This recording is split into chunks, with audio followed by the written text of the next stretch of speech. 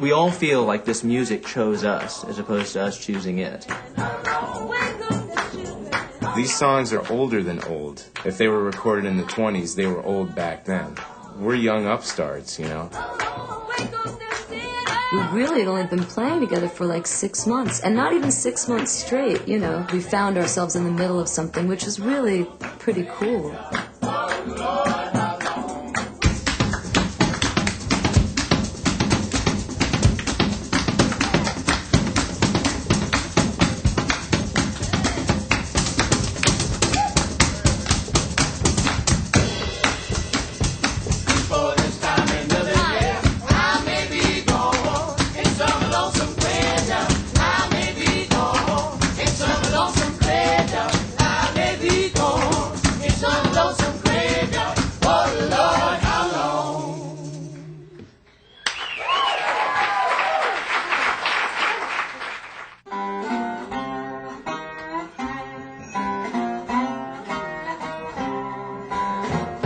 You know what's funny is that Glenn and I live on the same block. This is my building here that's falling apart.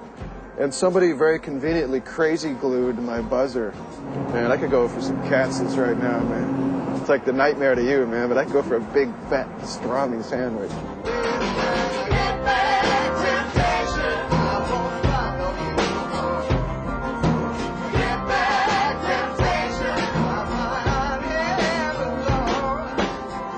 When we started doing this, we didn't have any plan. Like, you know, we're going to put together a band and go get a record deal and get famous and all that. We didn't.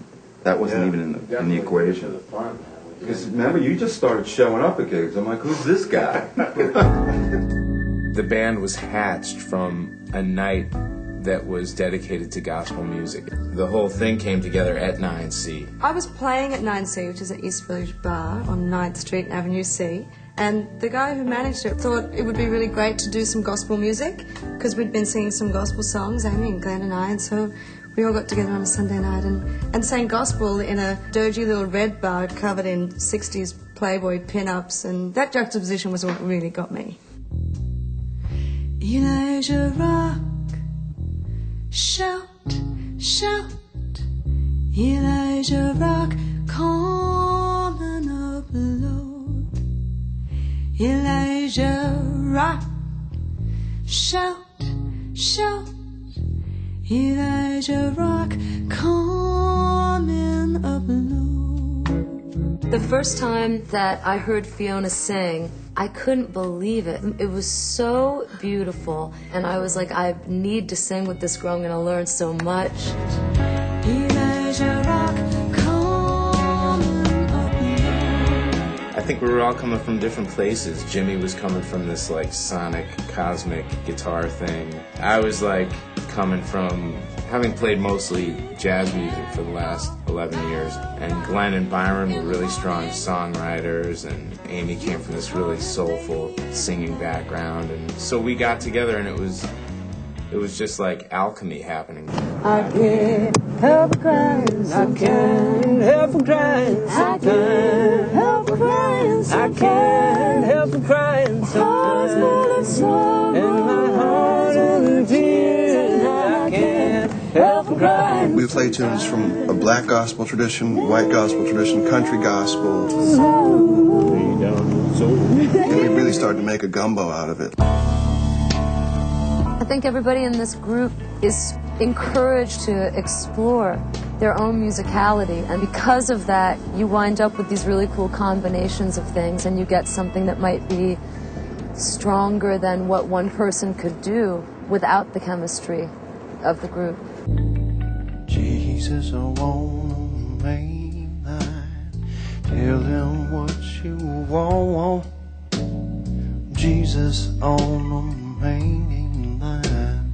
Tell him what you want. The humanity of this music transcends cultural and religious lines.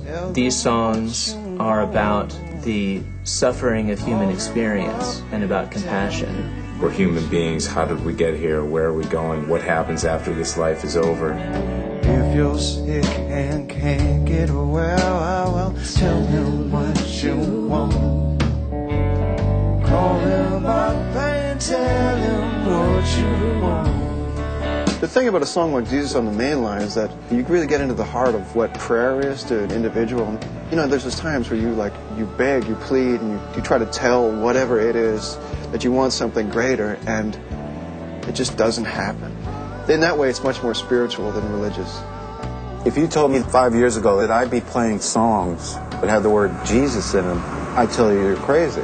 I didn't know that you could have this much fun and have that feeling after you played it. It was like playing blues, and I went, this is great.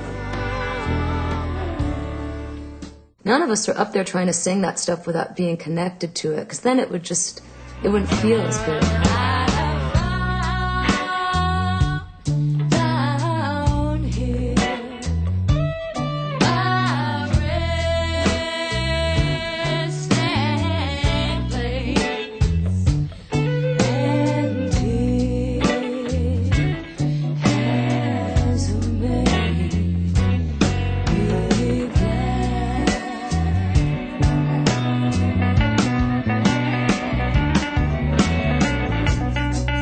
The thrilling thing about this band is that the music is as cathartic for us as it is for the audience.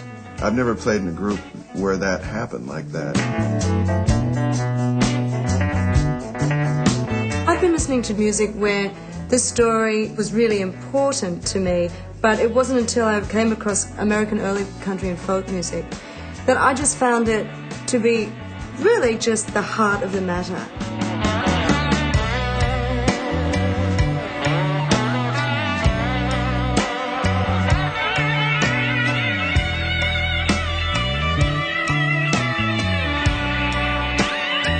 Playing music is a spiritual experience, and that's why people go broke doing it and have this passion for it, because there's no better high. I'm sorry, you know, I've tried everything. It's such a beautiful tune. It's written, I think, in 1846, if I'm not mistaken. All is well. Yeah. And this is the one where we first started singing together. And Yeah, this is the first song we tried. Weep not, my friends, weep not for me. All is well, all is well. My sins are pardoned, I am free. All is well, all is well.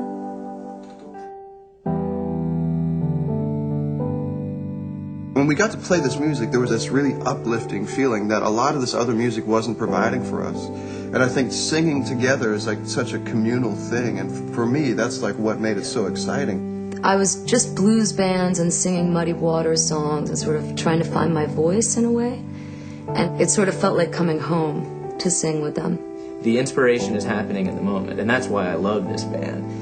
It's great, like something alive happens every time we play. I don't think you can play this kind of music and lie about it. I couldn't last if I didn't feel what I feel when I play with these people. The great jazz drummer Art Blakey used to say, music washes away the dust of everyday life, so it's a healing experience. It makes your soul feel good. Certainly it makes me feel like that to sing it and to play it, to be part of it. So if that's something that becomes popular, then good.